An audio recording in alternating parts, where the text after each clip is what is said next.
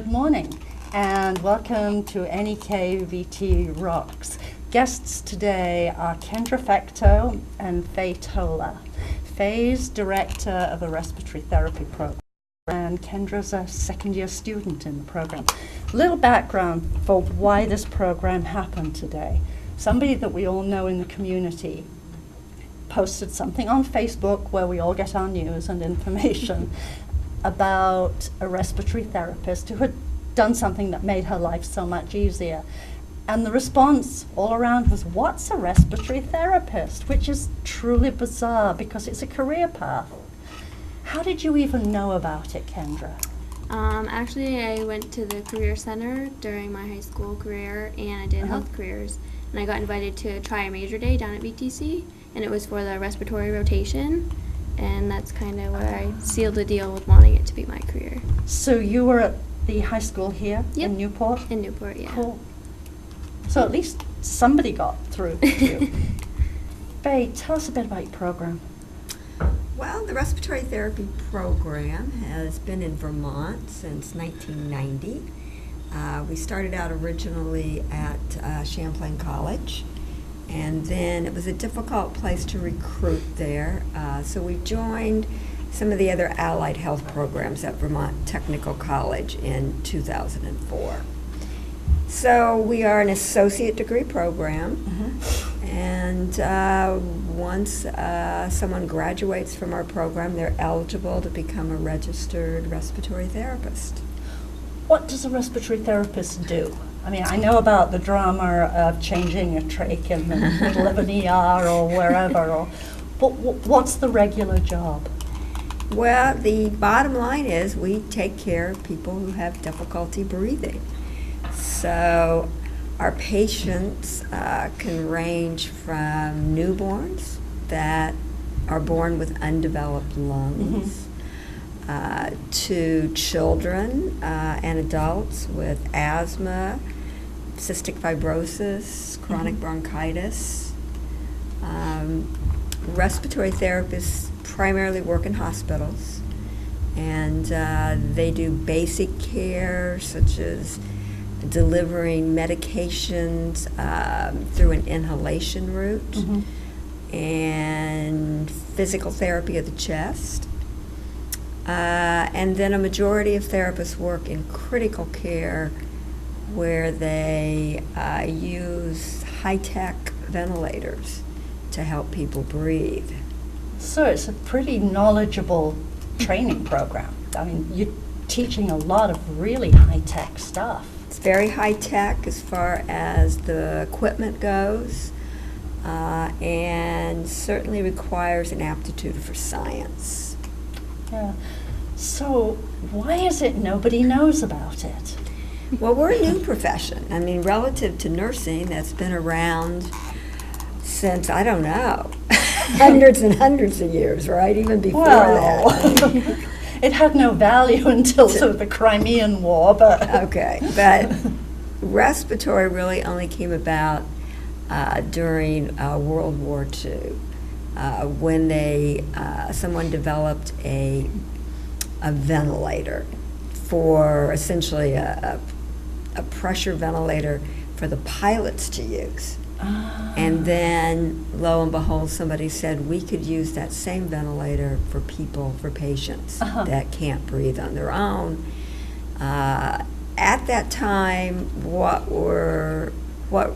we came close to being were oxygen technicians in the hospital. So they hired people to move oxygen tanks around the hospital. And literally they were called oxygen jockeys.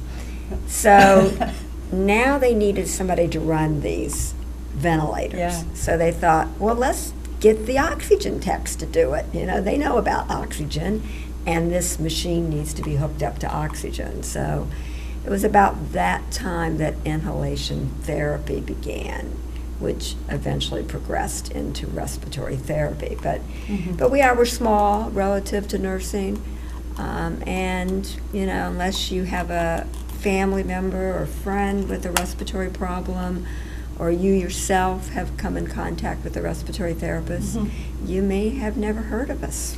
Yeah, I mean, what's amazing to me is there are so many premature babies that are surviving now and thriving. So many adults with asthma and COPD and all of the other respiratory issues that it's really amazing to me that it isn't more widely known and that you don't have people knocking down your door, because it's a field with jobs and it pays pretty well.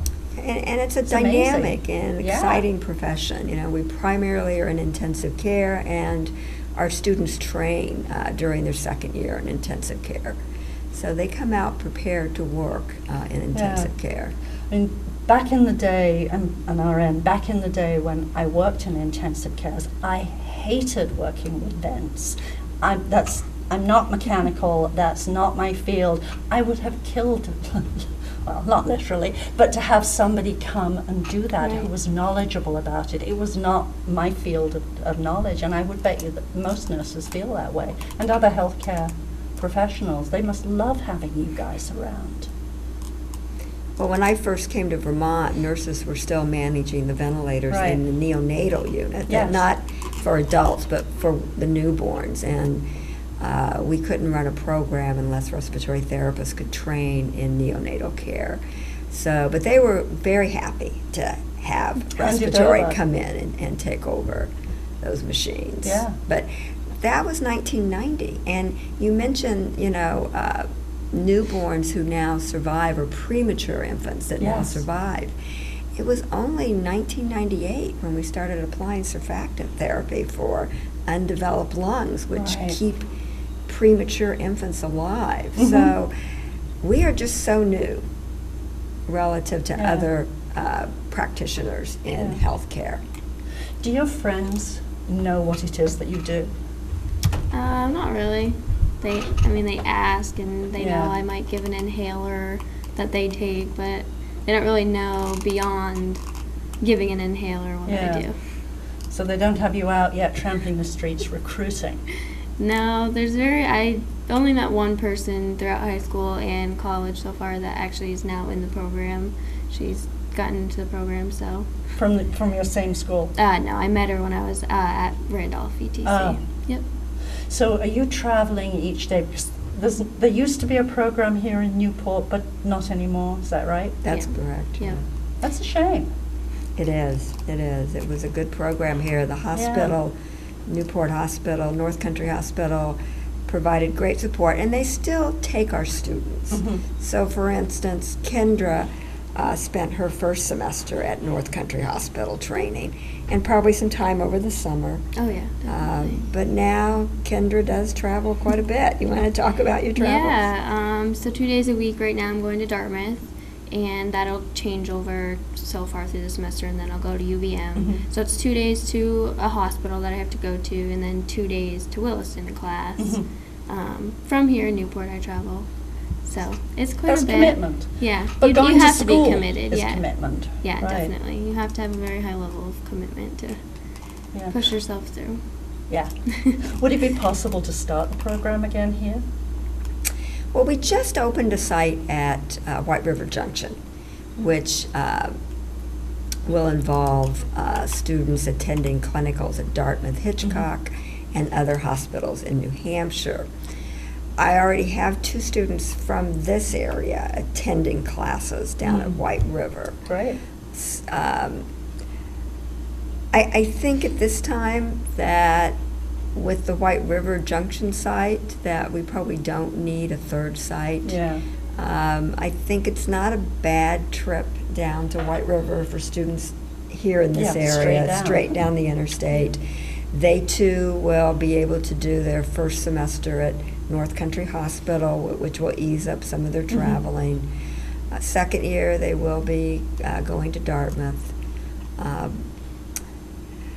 But, we're not huge, and it's hard to even put out a lot of graduates because there's a limited number of jobs. But there are jobs. In fact, the U.S. Bureau of Labor Statistics has predicted an increase in the number of respiratory therapists needed over the next decade, particularly because of the baby boomers becoming part of the elderly population. All of us getting old. Yes, exactly. And particularly with a generation who were smokers. That's true. We've Yes, done a lot of them. damage to our lungs. And I understand smoking's on the rise in this country, unfortunately. Apparently we're slow learners. Very slow, yeah. It's a horrible addiction. Yeah.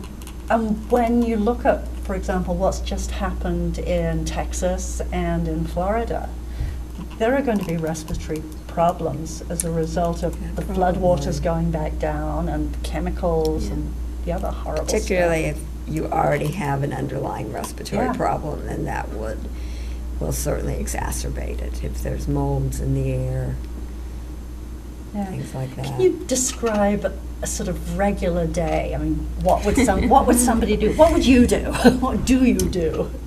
So I'm a second-year student now, so I'm primarily in the ICUs, critical care, like Faye said. I could have upwards of 5 patients, 15 patients. You go around the unit with another therapist. They're the instructor for the day. And depending if they're on the ventilator, if they have to have scheduled treatments, you go by their schedule. If it's every 4 hours, you see that patient every 4 hours. You do your ventilator checks. You suction the ventilator patients. It's really patient dependent on what you're going to be doing. Yeah. If every patient you have for the day only has an inhaler, chances are you might only see them twice a day or 4 times a day. So it's so patient dependent. You almost never know what you're going to do that day until you get there. Not boring. No, it's always different. Yeah. Do you do any patient education? Sometimes, definitely, especially when you're first starting somebody on an inhaler. It's important that they know the technique. Also, we do smoking cessation, try to encourage quitting smoking. We try to, definitely, that's one of the most important things, is the patient knows how to use their medication, knows the importance of staying on that schedule that the doctor has prescribed. It's definitely a very important part of the job, is making sure your patient's educated. Most of the Vermont health departments and some of the other community organizations have smoking cessation programs. Do you do any work with them? Not really.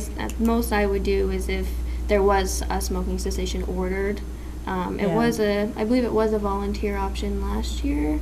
They did smoking cessation. Yeah. It was a volunteer option last year. It wasn't this year though. Yeah, because there's a program in Newport as part of NEK-LS. It's a good program. Yeah. They do some really fun stuff. I didn't know that. Yeah, I was actually at a block party this last weekend, and they had a table there, and they had the little kids, writing little posters and holding them up and having their pictures taken and encouraging their parents not to smoke. And it was sort of funny because the parents were standing to the side with their cigarettes. Wonderful. But the little kids would make a difference. Oh yeah, I'm sure. Yeah, definitely. Yeah. To see them advocate is probably, Yeah. even for the parents, is probably an impact for them. Do you have an age group that you like working with best? I haven't really worked with younger kids yet. We won't get to even neonatals till the end of the year. Probably the youngest I've had was 18 maybe. Some CF patients can be younger, but mostly it's the adult population, I'd say, Yeah. And I love it. That's great. There's certainly a lot of kids with respiratory issues, cystic fibrosis population, as well as the neonates who are so premature. I'd say I'm probably excited to start working with neonates, younger kids and everything, definitely. Yeah. Do you still work in the trenches as well as teaching? I don't. I haven't worked for a few years. I have to do all the administration of the program, plus I do teach the majority of the classes, so that pretty much eliminates any time left to be in the hospital. Right. And I certainly miss it. I miss patient care. But I hope I'm making a contribution by training lots of people to provide that care. And I worked for a long time. I probably 30 years I worked as a respiratory therapist. Mm-hmm. Part of that was while teaching, part of that was before. So I certainly have a wealth of experience in the area. How did you even find out about a program 30 years ago when it was such an invisible career track? And I bet you didn't go in as an oxygen junkie. I love that expression. No. Well, actually, it just shows how new the profession is. When I started, you did not have to go to school. You were trained on the job. Right. So I had a girlfriend whose husband was the director of a respiratory department, and he recruited me to come and train and be a respiratory technician. So I trained on the job and practiced. That was back at a smaller hospital in Indiana. But this person also encouraged me to go to school and get a credential, which I did. And of course now, in I believe every state now, you have to have a license to practice. Right. So you have to first get your credential and then apply for a license. So things have changed a lot over the last 30 years even. Yeah. So it was by chance that I got recruited for a job, and I remember saying, what am I going to do? I had no idea what I was getting into. Is this what I went to college for? Yeah, certainly not, but I did like it, and it was a great career path with lots of opportunities. Right. So I feel fortunate that I found it. Yeah. Some of the hospitals use travel staff, so clearly there's an option of travel as well, that you can work your way around the world with this. Definitely, yep. I've actually, just being in the program and going to clinical, I've known quite a few therapists that have decided that they don't want to stay in the hospital where they are, they want to travel. And it is a great opportunity because you can travel to many hospitals. Yeah. Yep. And other countries. Oh, yeah. I remember Faye telling me about somebody who'd gone through your program who went to another country to practice as a respiratory therapist. Yes, he had gone through the program. He'd come back and was actually teaching for the program, and ultimately traveled to the Middle East, where for the job he applied for, you had to be a male. Females were not allowed to practice.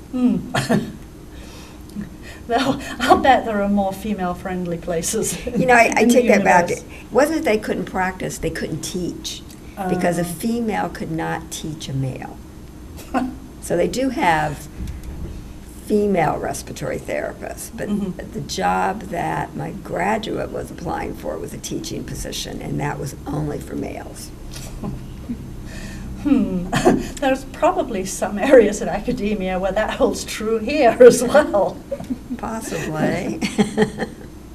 Though it is interesting how the healthcare professions very often start off with predominantly females, and then as males become involved in the profession, they become more academic, they become more lucrative, they become more, I guess, institutionalized, which is sort of interesting. I think males have been drawn to respiratory from the start because of the technology. Sure. And in that sense, they were interested in that level of work. Some states have respiratory therapists providing home care.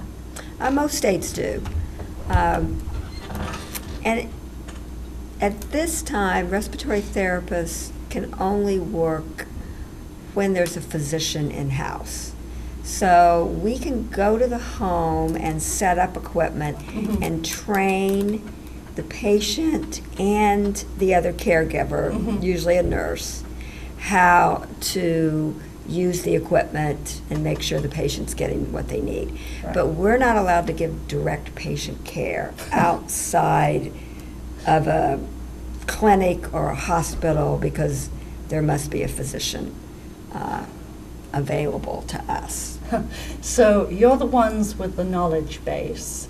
You can teach somebody whose knowledge base for that particular area is significantly less, but because there isn't a physician, they can practice and you can't. That's correct. Does this make sense? No, it doesn't make sense. And we have had some initiatives in Congress to pass a bill that would allow respiratory therapists to work with indirect supervision. Sure. Certainly we would be. Which is what the nurses are doing. Exactly. Yeah. Report to a physician, get orders from a physician, but they would not have to be present. Huh. Is this because of turf issues? It's a Medicare issue. That's turf. It's Medicare reimbursement. It's in our license to practice and do what we do. But the way the law that's written, particularly Medicare law, we're not included in reimbursement in the home. So if that was rewritten and you were included, then you who have the experience and the expertise could actually do that. You would think that would be something that patients would be mobilizing around. And we did for a while, but we didn't really make any progress with any changes in that area. Now we're focusing on telemedicine and making sure that any new bills in Congress around telemedicine includes respiratory therapists. So how would a respiratory therapist work with telemedicine? So if you have the patient at home who's, let's use COPD, chronic obstructive pulmonary disease as an example.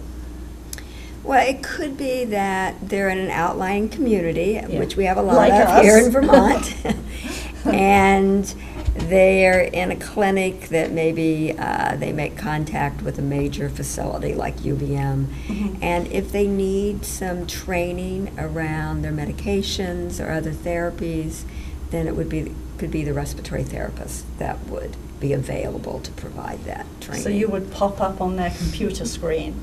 Yeah. Have you done any of that yet? No. Well, I haven't. You watched it? I actually haven't, no. Wow. Telemedicine's pretty new. Yeah. And just getting started. I do believe there is reimbursement already for respiratory therapists in the state of Vermont Yeah. for a respiratory therapist to be Though, involved. If we switch to a Medicare for all model, it may become salary dependent as opposed to a reimbursement model, which would be a whole different ball game. Yes, it would. And wouldn't that be useful? You would think. Yeah. And you would think telemedicine would become more productive, Yes. keeping people out of the hospitals, because there's going to be less funding for providing care in the hospital, which drives up healthcare costs. Well, given the risks associated with hospitals because of infection, etc., it would mean that there would be more supports, I assume, in the home.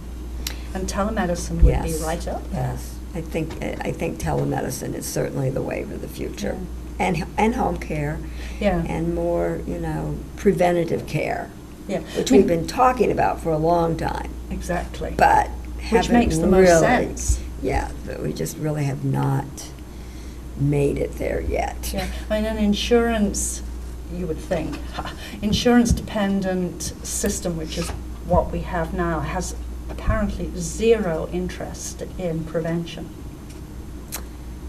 That's too bad. It's true. It's absurd. It's a shame. It's a shame. Particularly with respiratory. Yes. I mean, when there's so much that you can do to change things before they become so serious. And it can be as simple as these patients knowing how to take their medicine, but also being able to afford their medicine. I mean, sometimes they run out of their medicine, and that's why they end up in the emergency room. Right. And they just couldn't afford to go out and buy it. Right. Inhalers for respiratory medications are very expensive. Yes. That's the pharmaceuticals companies in this country, though. Medical industrial complex. Exactly. It's pretty ferocious. So does this make you want to get more involved politically too? Maybe down the road, once there's more development. Not really one for politics, I'd say, but Not definitely yet. Definitely if it's going to, integrate it with my job, and that's how my job is going to progress over the years, definitely, I would definitely be I involved. mean, part of the job of being a professional caregiver is advocating for those for whom you work.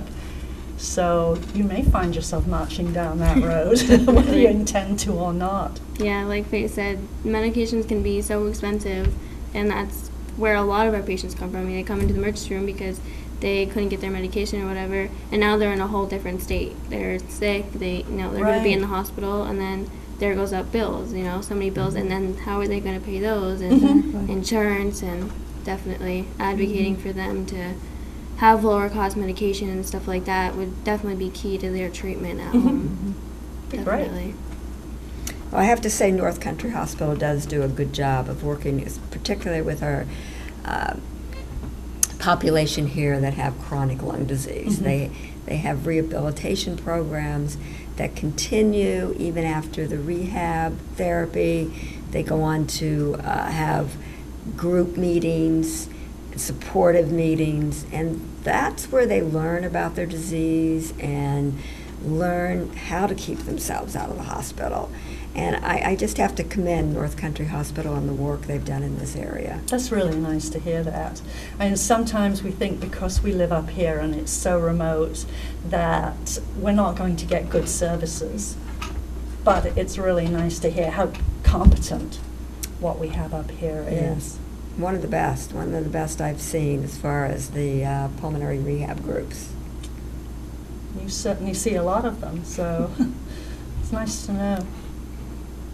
How does somebody who watches this show and thinks, that might be worth checking out for a career path, where do they go? How do they get information now? Because there isn't a program directly here. How do they find you? Well, Vermont Technical College, so VTC, online.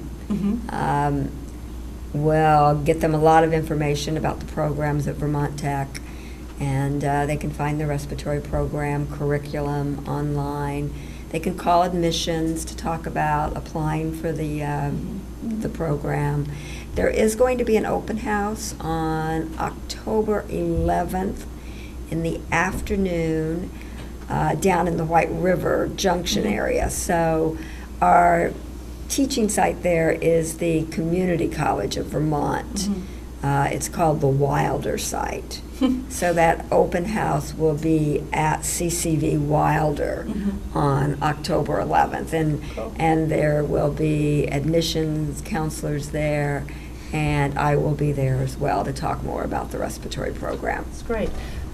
But for anybody who can't get down there, they can go to the website address is btc.org. VTC.edu. EDU, that's correct, yes. btc.edu. Yes, www, yes. That'll just bring you to like the VTC page, and you can look at everything there. And like Faye said, you can find specifically respiratory and look all through that, read up on it, and everything like that. There will be open houses in Williston as well in the spring. Those haven't been scheduled yet, but those open houses are advertised on the website as well. Would it be possible to do one up here, just as a recruitment option? It would be possible, yeah, something we could think about, certainly. We used to have open houses at the hospital in the past. They can always just call admissions and certainly contact me as well. I'm always willing to talk to anybody about the program. We are at the end of our 30 minutes. It goes really fast. Yes, it did. So thank you both so much for coming. Yes, thank you. Thank you for having us so we could let people know about respiratory therapy. Yeah. Okay. Thank you.